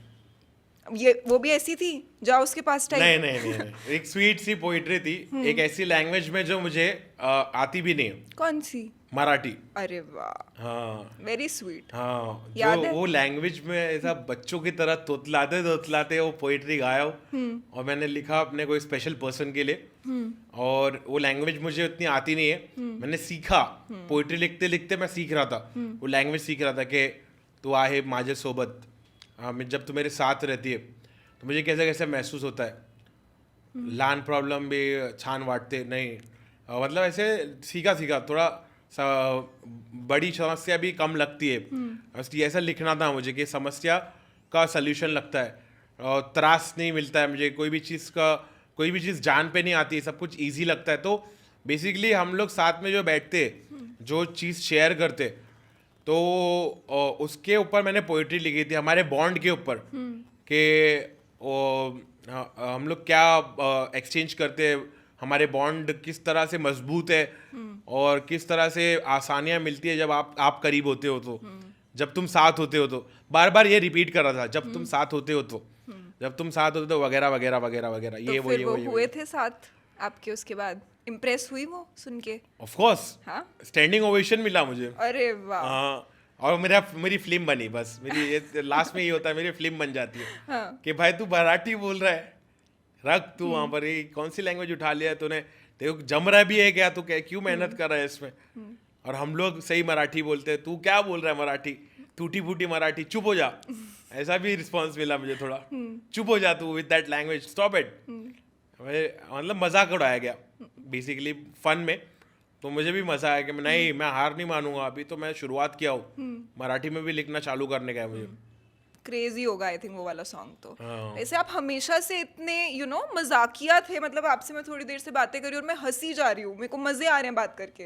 तो आप हमेशा से ऐसे हंसाने वाले थे ग्रुप में, मेन? जी जी, ग्रुप का मेन बंदा था, और कॉलेज में, स्कूल में, हर जगह ये चीज़ में मैंने टॉप किया है कि मैं माहौल को पूरा घेर लेता हूँ, और वाइब को पूरी चेंज कर देता हूँ, और मस्ती करना, हाँ, फिजिट करना लोगों के साथ, और थोड़ा फिरकी लेना, ये सब मेरी आदतें है, नॉर्मल चीज़ है।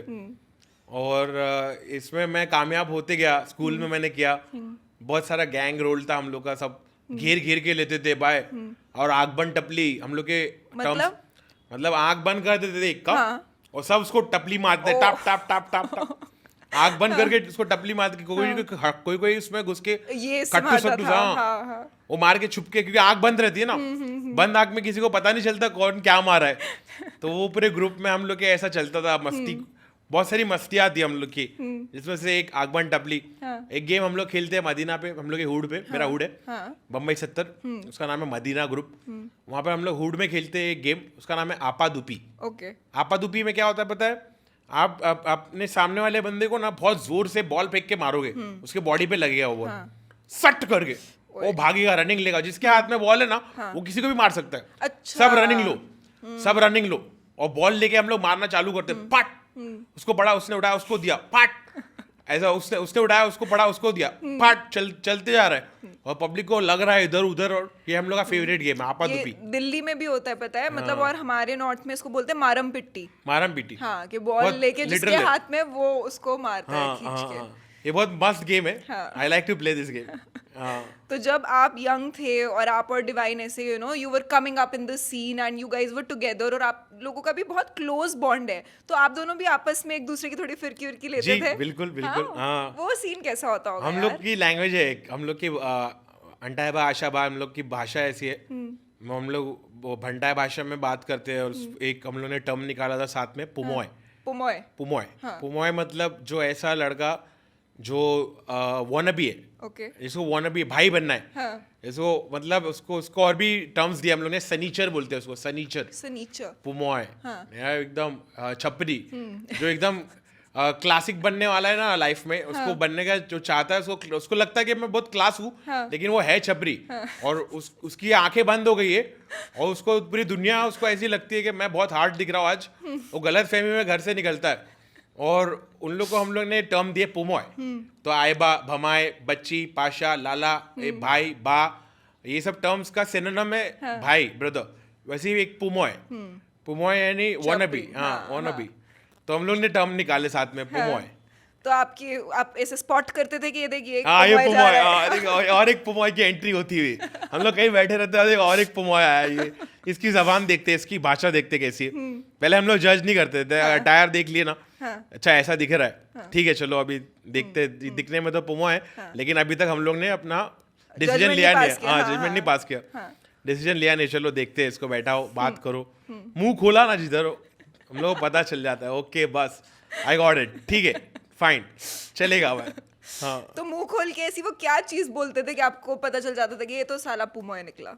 अरे उसकी जबान में लड़खड़ाहट रहती है, या वो कुछ लेम जोक मार देता है, या वो फौरन या पता चल जाता है कि ये शायद छुपा रहा है अपने आप को, इसको हम लोग के बीच में घुलना मिलना है।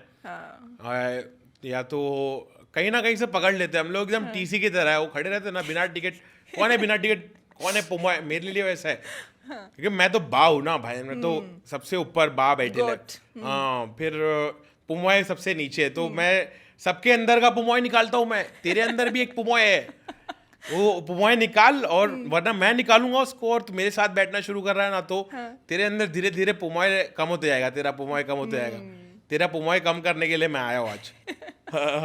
कितना कूल है ये।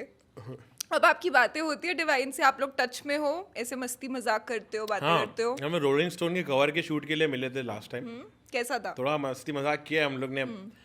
मैं उसके मैनेजर की फिल्म लेता हूँ तो मेरे साथ हो जाता है, वो भी चालू पड़ जाता है, उसके मैनेजर की बनती है, या तो हम लोग जिधर रहते ना, मेकअप मैन आर्टिस्ट लोग जो भी काम कर रहे रहते ना, हम लोग आपस में फन करते, इसको देखते, कुछ भी निकालेंगे उससे, उसकी खामियां निकलेगी, अरे ये इसको देख, उसको देख, ये देख, वो देख, वो देख, कुछ ना कुछ मस्ती चालू रहती है। पुराने आसपास, किस्से याद करते हो कभी? हाँ याद करता हूँ, जैम होते था हम, हमारा एक प्रोड्यूसर है, हाँ। जो मेरे गली में, जिन्होंने प्रोडक्शन में, अभी फिलहाल वो इस दुनिया में नहीं रही, तो उनके साथ हम लोग बैठते थे जब, मुझे याद है, और हम लोग साथ में रात भर हम लोग बैठे रहते थे, और पंच लाइंस हम लोग ऐसा बैठे बैठे ना, एक एक नई नई बार्स, एक बार दिमाग में आता था, एक बार आया दिमाग में, तो वो जबान पे आया, पूरी महफिल में बता दिया, हम लोग के पास एक बार है, ये सुनो, हाँ मेरे पास भी है, उससे हार्ड वाला मेरे पास है, रुक मैं देता हूँ, ये सुनो, फिर ऐसा सुनते सुनते हम लोग ऐसा जैम सेशन। हाँ,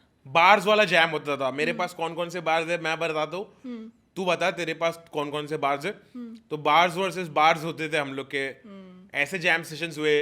कई बार हमने म्यूजिक लेके बैठा है, कई बार हम लोग ने सब्जी तरकारी लेके बैठे, कई बार हम लोग ने अनन्नस पाइनएप्पल लेके बैठे, हम लोग ऐसे जैम करते थे, कुछ ना कुछ चालू रहता था साथ में, जूसेस चालू है, कुछ तो इंटरेस्टिंग खा रहे पी रहे और जैम कर रहे बस। और ऐसे बैटल्स करते थे कभी आपस में? साइफर्स तो होते ही थे, बट बैटल्स होते थे, बैटल रैप होते थे? आपस में नहीं होते, आपस में नहीं होते? बैटल रैप देखते थे, डिवाइन बहुत दिखता है बैटल रैप। अच्छा। हाँ मैं उतना बैटल रैप नहीं देखता हूँ जितना डिवाइन दिखता है। बैटल रैप का सीन हम लोग को पता है, इधर भी मुंबई में भी बैटल रैप होते थे ना, हाँ। हम लोग के अंडरग्राउंड सीन में बैटल रैप्स हुआ करते थे, जब हम लोग आ रहे थे, जिस सीन से हम लोग आते हैं उस सीन में बैटल रैप्स हुआ करते थे इंग्लिश में, लेकिन अच्छा, तो फिर उसमें बाद में- सबसे कड़क कौन होता था कि यार ये बंदा हमेशा बैटल रैप में बहुत क्रेजी करता था? हाँ मुझे याद नहीं है, उसके नाम नहीं पता मुझे किसी का भी, लेकिन लोग सब अच्छा करते थे। मुझे याद है, जितना मैंने देखा हो कि बहुत अच्छा अच्छा करते थे उन लोग, जगह पे राइम लाते थे, मतलब प्री रिटर्न नहीं रहता था कुछ भी, उसी वक्त ऑन द सोचते थे, स्पॉट, उसी वक्त ऑन द करते थे। स्पॉट। हाँ वो भी एक अलग जॉनरा है, वो भी बहुत डिवास्टेटिंग, मतलब एंटरटेनिंग, और मतलब बहुत सही जॉनरा है, उसको भी मैं एक्सप्लोर करना चाहता हूँ। ऑन द स्पॉट राइमिंग वो सबसे खतरनाक रहती है, कि आप बैटल रैप कर रहे हो, आपके सामने आपका अपोनेंट खड़ा है, और आपको अपनी क्षमता दिखानी है कि आप कितने केपेबल हो, राइम करना आपको कितना आता है, तो उससे ना बहुत मजा आता है। वो एक एक पंच लाइन्स बार्स, और पोइटिकली अच्छा अगर तुम अंडर द ब्रैकेट्स कर रहे हो ना, तो उसमें बहुत पैशन आता है, और वो देखने में इतना मजा आता है, उसको एक्सपीरियंस करने में, कि नॉन हिप हॉप आर्टिस्ट लोग को भी मजा आता है बैटल रैप में। देखने में बहुत हाँ, कूल लगता है यार, मतलब इंटरेस्ट डेवलप हो जाता है उस मोमेंट में। हाँ ये तो है। और जबान लड़ना, किसी जबान की लड़ाई है कि तुम अपनी जबान में लड़ो, मैं अपनी जबान से लड़ता हूँ, तो ये पोइट्री में भी होता था, पोइट्री का भी एक पार्ट है, बहस हो जाती थी, डिबेट होती थी, वैसे ही बैटल है। बैटल बहुत एंटरटेनिंग भी है और बहुत पावरफुल भी है। मुझे बहुत मज़ा आता है उसमें। हाँ। वैसे अगर मैं आपसे पूछूं कि अभी के टाइम में बॉम्बे में बेस्ट रैपर्स कौन से हैं, अगर आपको मेरे को 3 नाम देने होते। डिवाइन, एमएवे बंटा है, नीसी। Very nice, good. Emiway Bantai के गाने भी आपको पसंद है बहुत? एमएवे बंटा है, हाँ। अब अच्छा करने लगा है वो। फाइनली उसने उसके अंदर का पुमाई खत्म हो गया है। तो उनमें सबसे ज्यादा पुमोय था या फिर कोई और है जिसमें उनसे भी ज्यादा पुमोय रह चुका है? नहीं नहीं नहीं, ऐसा कुछ नहीं है। तला अंजुम में कितना पुमोय है? वो तो खुद है, पूरा भरा हुआ है, भरमार है इसकी। हाँ।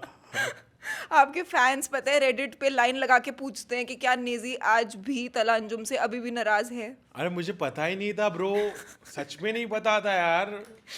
कम ऑन यार, तू किसी को भी ऐसा मतलब मतलब एक आर्टिस्ट के अंदर का गुरूर उसके ऊपर लग गया ना बात के। हाँ, भाई मेरे को उनको नहीं बुरा पहचान, लग गया। हाँ बुरा लग गया। तो वो पता चल रहा था मतलब कि इतनी गालियां दे रहा है वगैरह वगैरह। मैंने तो कुछ किया भी नहीं ब्रो। मैंने क्या किया, तेरा क्या बिगाड़ा? I send love to Pakistan. मैं इंडिया का इतना खूंखार रैपर हूँ कि मैं पाकिस्तान को एक निवाले में खा जाऊँ, लेकिन मैं शांत बैठता हूँ, मैं हटाता हूँ, अपने गुस्से को कंट्रोल में रखता हूँ, लव भेजता हूँ, मैं बोलता हूँ हटाओ, सबर कर लो। I said name love bro. मतलब वैसे तो मैं इतना टैलेंट रखता हूँ ना कि ढूंढ के पकड़ के मारूं। इतना टैलेंट अल्हम्दुलिल्लाह, इतनी रीच है अपनी, और अल्लाह ताला ने इतना टैलेंट दिया ना कि पकड़ के मार भी सकता हूँ। हाँ, आजकल में भी, कभी भी। लेकिन मेरे अंदर वो गुरूर नहीं है। मेरा गुरूर टूट गया। सबका गुरूर टूटता है, मेरा गुरूर टूट चुका है अभी। मैं एकदम हम्बल हो गया, और मेरे को कुछ ऐसा गुरूर पे लगा नहीं। मेरे कोई प्राइड वाइड पे लगा नहीं अभी तक। कोई भी ऐसा बाहर नहीं आया कि मेरे प्राइड पे लगे। तो मैं बहुत कूलली उसका रिस्पॉन्स रखता हूँ। और हाँ। मेरे को चिल रहने का है, कुछ ऐसे झगड़े लड़ाई में पड़ने का नहीं है, दिमाग शांत रखने का है। और कुछ ऐसी जंग लड़ूंगा ना मैं इंशाल्लाह, अपने देश के लिए या गरीबों के लिए या जो डिजर्व करता है उनके लिए, सच्चाई की लड़ाई लड़ूंगा। वो जंग लड़ना है मुझे, ये फालतू बकवास में नहीं पड़ना है। हाँ। ये फालतू डिसकल्चर का पार्ट नहीं बनना है। अपने टैलेंट को वेस्ट नहीं करना है ऐसी जंग में जो कोई काम की ना हो, जिसका कुछ भी रिजल्ट ना हो, जिसका कुछ भी सर पैर ना हो, जो मतलब मीनिंगलेस। ऐसी कोई जंग में नहीं पड़ना है मुझे जो जिसका मीनिंग ना हो। मैं सही जगह अपने एनर्जीज को लगाऊं ना, ये सोच के रखा है मैंने, उसके लिए सेव करता हूँ। बिल्कुल। और पता है जब मैं आपसे बात करती हूँ तो मैं हनी सिंह के बारे में काफ़ी सोचती हूँ, बिकॉज कहीं ना कहीं हनी सिंह की भी बहुत सिमिलर सी ट्रैजेक्टरी रही है। अगर आपने नोटिस किया होगा कभी कि वो भी अपनी पीक पे आए, और उन्होंने ये चीज़ एडमिट करी है जब हम भी उनके साथ बैठ के बात कर रहे थे। वो कहते कि यार फेम बहुत मिला, ठीक है, पैसा भी बहुत मिला, बट वो हैंडल नहीं हुआ। और होता है ना कि नया नया जिसके पास आता है उसको समझ नहीं आता कि मैं इसको ऐसे समेट के कैसे रखूं, वो बिखर ही जाता है। तो आई थिंक कहीं ना कहीं आपने भी ये चीज़ एडमिट करी है कि जब आपने भी वो चीज़ पहली बार अपनी लाइफ में एक्सपीरियंस करी, आपसे भी वो चीज़ें हैंडल नहीं हुई। आप सोचते हो कभी कि यार मेरे और हनी सिंह के उसमें कितना सिमिलर सा एक ट्रैजेक्टरी चल रही है? हाँ हाँ हाँ। और मैं तो असल में गली से आ रहा हूँ ना, गली से आ रहा हूँ, तो गली में ना नेस्टी लोग रहते हैं, सब ग्रीडी रहते हैं और लड़ाकू रहते हैं, और हम लोग का अलग जर्नी है। वो लड़कियों के ऊपर रैप कर रहा था। हाँ। मैं रैप कोई और चीज़ पे कर रहा था, तो जर्नी थोड़ा सिमिलर है। कि रैप एक कॉमन चीज़ है और डाउनफॉल एक कॉमन चीज़ है। हाँ। बाकी मेरी जर्नी बहुत अलग है और उसकी जर्नी बहुत अलग है। शायद मैं उतना ऊंचाइयों तक गया भी नहीं हूँ, और मैंने वो सब देखा नहीं है जो उसने किया रहेगा। और मैंने तो सिर्फ अंडरग्राउंड में नाम कमाया है ना। मैं तो मेन स्ट्रीम हुआ भी नहीं था। मुझे मेन स्ट्रीम होने से पहले ही मैंने अपना प्राइम टाइम भी देख लिया, और मेन स्ट्रीम होने के बाद डाउनफॉल देखा। तो मेरे साथ कुछ अजीब चीज़ें हुई है, मेरे साथ बहुत अजीब चीज़ें हुई है और बहुत यूनिक चीज़ें हुई है। तो मेरी जर्नी बहुत अलग है, मैं वो कंपेयर नहीं करना चाहूँगा। मेरी जर्नी बहुत अलग है, और जितना बुरा मुझे लगा और जो मैंने सहा ऐसे पॉइंट पर आके, जहाँ पर मुझे जिस सिचुएशन को हैंडल करना पड़ा ना, वो बहुत मतलब तुम रो दोगे वो सुन के। अगर मैं बताऊँ कि आर्टिस्ट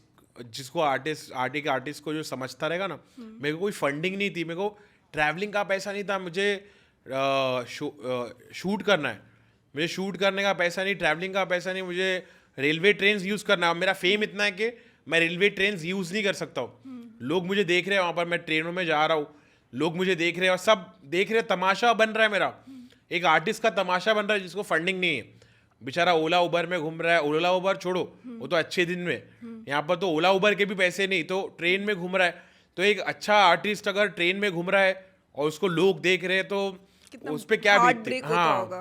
बहुत हार्ट ब्रेक होता है उसमें। और ऐसा लगता है यार अपन ये कैसी दुनिया में जी रहे, कोई मेरे को फंड नहीं कर सकता, But कोई आप 10 उस 15 point हजार पे- 20 हजार ऐसा कोई मुझे फंड नहीं कर रहा है। मतलब मैं इतना इंडिपेंडेंट हूँ और ऐसी दुनिया है, ये दुनिया इतनी हरामी है कि अपन ने इतना मस्त आविष्कार दिए दुनिया को, अपन ने आफत दिए, अपन ने डायरेक्शन दिखाया हिप हॉप को, और अपने को कोई फंड करने वाला नहीं है इस दुनिया में। मतलब कितनी बैड वर्ल्ड है और कितनी स्ट्रिक्ट दुनिया, और पैसे कमाना कितना मुश्किल है। ये सब पता चला मुझे अपनी जर्नी से कि जब वो रियली आ जाता है ना कि अभी बात है, क्योंकि मैं कोई ऐसे बहुत अमीर फैमिली से नहीं आ रहा हूँ कि मेरे घर पे सब रिच लोग नहीं है कि या तो मेरा कोई ऐसा इन्वेस्टमेंट नहीं था कि जहाँ से मेरे को मिल जाए कुछ। मैं एकदम रॉ जो था वही था। हाँ। तो मुझे रियलिटी चेक मिला है कि कितना मुश्किल है सर्वाइव करना, और सर्वाइवल आसान नहीं होता है। सर्वाइवल के लिए आपको अपना सब कुछ देना पड़ता है, जिस फील्ड में भी आप हो। आपको आप जब तक सब कुछ नहीं डालोगे, जब तक आपको सर्वाइव, अगर आप सर्वाइव कर पा रहे हो तो आप बहुत अच्छी कंडीशन में हो कि ब्लेस्ड हो, आप खुश रहो अगर आप सर्वाइव कर पा रहे हो। क्योंकि आधे लोग तो वहाँ सर्वाइव करने के लिए ही लड़े, सर्वाइव नहीं होता है आसानी से। सर्वाइवल इतना आसान नहीं है मुंबई सिटी में या कोई भी सिटी में। सर्वाइवल के लिए जंग लड़नी चाहिए और उसके लिए अपना 100% देना चाहिए, तब आप सर्वाइव कर पाओगे। तो अब जब आप पैसे कमाते हो, अब आप इन्वेस्ट करते हो, जैसे क्रिप्टो में आई थिंक आप इंटरेस्टेड हो थोड़े से ना? आपको कैसे पता? मेरे को सब पता है। अच्छा। मैंने रिसर्च करी है ना, मैं भी अच्छी हूँ अपने काम में। तो ये सब बातें कौन बता रहा है तुमको कि मैं क्रिप्टो में इंटरेस्टेड हूँ? अभी तुमने बोला मेरी गर्लफ्रेंड हार्ट ब्रेक था। हाँ। मतलब तुमने बहुत ज्यादा रिसर्च किया है। मैंने बहुत ज्यादा रिसर्च करी है। हाँ तुमने, और ये सब बातें भी निकाल ली कि मुझे क्रिप्टो में इंटरेस्ट है। तो मैंने सिर्फ अपने सर्कल को बताया, मतलब मेरे सर्कल का भी कोई जुड़ा हुआ है तुम्हारे? बट ये भी तो हो सकता है कि मैंने आपकी पर्सनालिटी समझी और मैंने गेस किया कि यार अच्छा, नेजी हाँ, ये सकता है, अब ये जिस ट्रैजेक्टरी बड़ी में शानी वो लड़की मिली है भाई। हाँ वो शानी है। शानी हो ना? ठीक है, शाना क्रिप्टो। अच्छा वर्ड होता है ना? हाँ, हाँ, ठीक है, फिर ठीक क्रिप्टो। है। हाँ ओके, क्रिप्टो। तो आप करते हो इन्वेस्ट क्रिप्टो में? हाँ हाँ। किसने बताया इसके बारे में और किस किस में आपने इन्वेस्ट कर रखा है? ऐसे ऑडियंस को भी थोड़ा सा वो दो ना ज्ञान। इथेरियम पता है आपको? हाँ, इथेरियम। हाँ पता है आपको? मैं कुछ जानना चाह रहा हूँ। मैं क्या ब्लॉकचेन पता है आपको? हाँ, ब्लॉकचेन टेक्नोलॉजी के ऊपर बेस्ड है। हाँ तो मैं कुछ इन्वेंट करना चाहता हूँ बेसिकली। मेरा तो एक बड़ा प्लान है। मैं तो उसके अंदर इन्वेंशन चाहता हूँ, क्योंकि वो ऐसी जगह है ना जहाँ पे तुम घुसोगे ना तो घुसते ही जाओगे, फिर जितना घुसोगे उतना घुसते जाओगे। और वो सट सट सट गेम ऐसा चलता है ना, आपको बेट करना पड़ता है। हाँ। और पैसे लगाकर आपको रुकना पड़ता है। उसमें रिस्क बहुत रहता है कि शायद बढ़ेगा, शायद घटेगा, शायद नुकसान, शायद फायदा, दोनों हो सकता है। तो वो रिस्क टेकिंग फैक्टर जो रहता है ना आपका, वो आप इतने स्मार्ट रहना चाहिए कि smart enough to take risk, yes. Handle risk, कैसे हैंडल किया जाता है। तो डील्स वगैरह मेरी तो बचपन से रही है ऐसे लोगों के साथ। तो आप अपना भी कोई क्रिप्टो करेंसी बनाना चाहते हो अपना? ऐसे क्या नेजी कॉइन टाइप, जैसे डोज कॉइन है, मीम कॉइन है? हाँ बिल्कुल। क्या बात है। और कहाँ इन्वेस्ट करते हो आप? और प्रॉपर्टीज में। ओके। प्रॉपर्टीज में और शेयर मार्केट नहीं करता हूँ। इन्वेस्टमेंट जहाँ पर इंटरेस्ट आते हैं ऐसी जगह इन्वेस्ट नहीं करता हूँ। इंटरेस्ट वाला माल नहीं लेता हूँ, इंटरेस्ट वाला पैसा नहीं लेता हूँ। और मैं साफ सफाई रखता हूँ पैसों के साथ। और जो बुरे पैसे रहते हैं ना, वो बुरे मतलब जो ब्लैक मनी और साफ पैसा, तो बेसिकली मैं सिर्फ साफ पैसों में डील करता हूँ। अपना सब क्लियर रखना चाहता हूँ।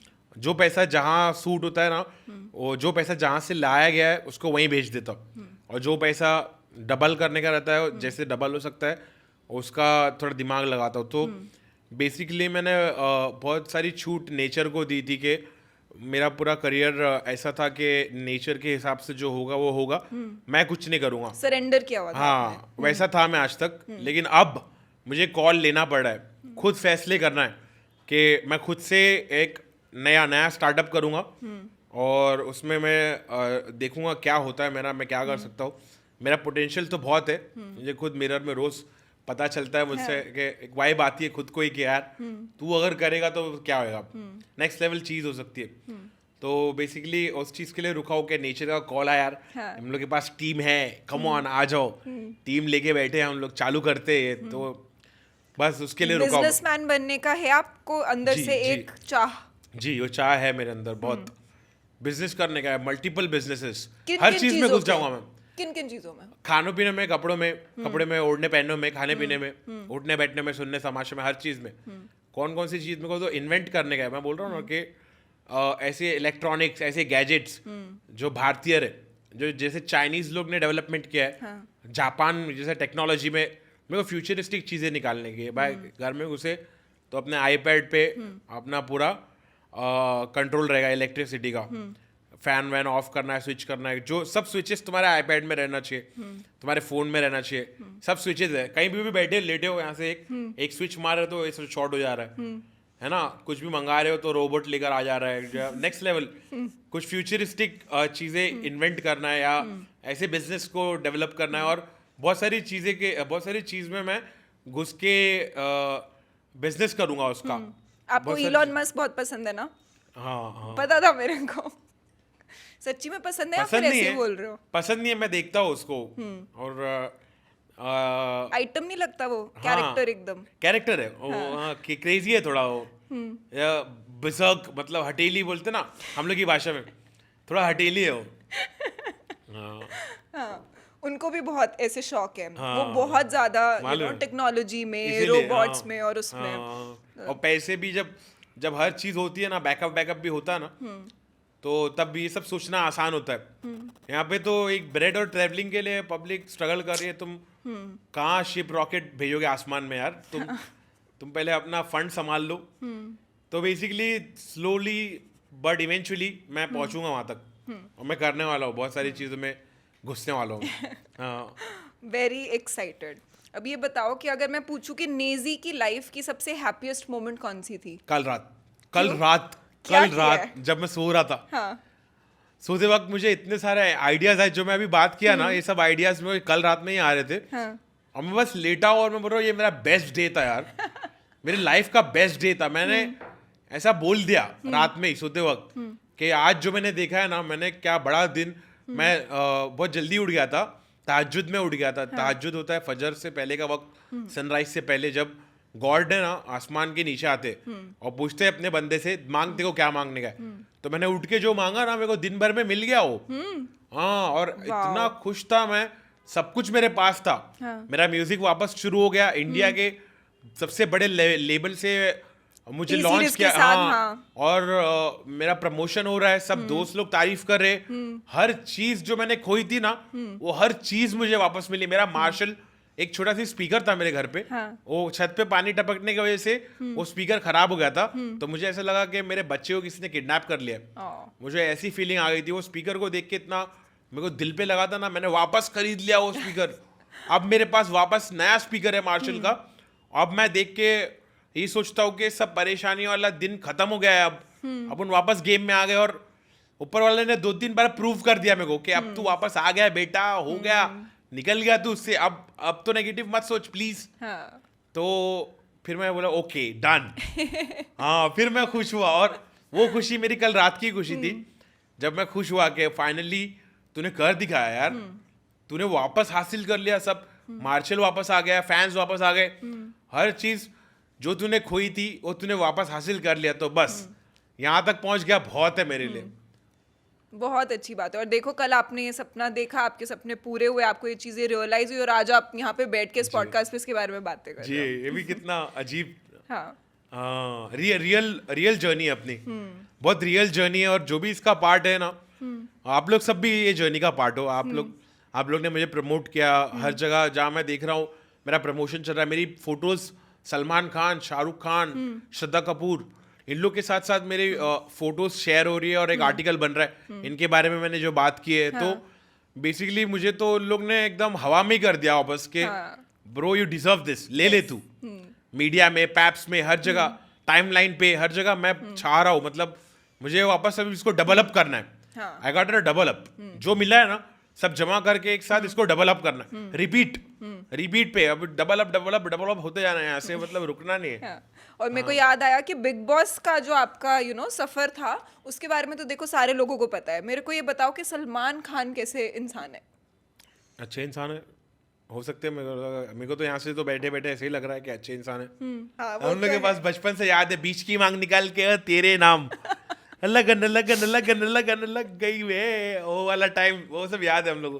पब्लिक बोले यार बंद कर दो इसको, आज के वक्त में अपन सुनने जाएंगे अगर वो सब गाने और वो जमाना देखेंगे। बट वो अलग वाइब होती थी 90s हाँ, के बहुत गानों बहुत की, अलग वो वाइब बहुत है, अलग उसकी होती थी। फिल्म नहीं बनाना चाहिए यार। हाँ। ये जेनजी किड्स ने कर दिया यार, नए बच्चों ने फिल्म बना दी है उसके। बोले ये कितना क्रिंज है, इतना क्रिंज हम लोग को डाइजेस्ट नहीं होता है आजकल। जबकि जेनजी एक्टर्स को देखो तो जेनजी एक्टर्स कम क्रिंज नहीं है शायद। हाँ। आपने देखी रिसेंट वाले जो एक्टर्स आ रहे हैं? नहीं नहीं, मैंने नहीं देखे। नहीं, एक एक्टर है वीर पहाड़िया, उसके बारे में आप जानते हो? नहीं। उसकी भी एक ऐसी फिल्म बनी थी। अच्छा। हाँ, वो उसमें लंगड़ी डांस कर रहा था। अच्छा। हाँ। हाँ, तो क्रिंज तो मतलब ऐसा नहीं है कि तुम जेनजी हो तो तुम क्रिंज नहीं हो, ये इस बात का प्रूफ थोड़ी ना है। हाँ हाँ। तुम भी क्रिंज हो सकते हो, तुम पता नहीं मतलब हर जमाने के लोग क्रिंज हो सकते हैं और हर जमाने के लोग कूल हो सकते हैं। ये बात समझना चाहिए कि जो बड़े हैं वो भी कूल हो सकते हैं, हाँ। और जो बच्चे हैं ना वो भी क्रिंज हो सकते हैं। ऐसा होता है, बच्चों को लगता है कि बड़े क्रिंज है, हाँ। और बड़ों को लगता है कि बच्चे। लेकिन ऐसा कोई नहीं है,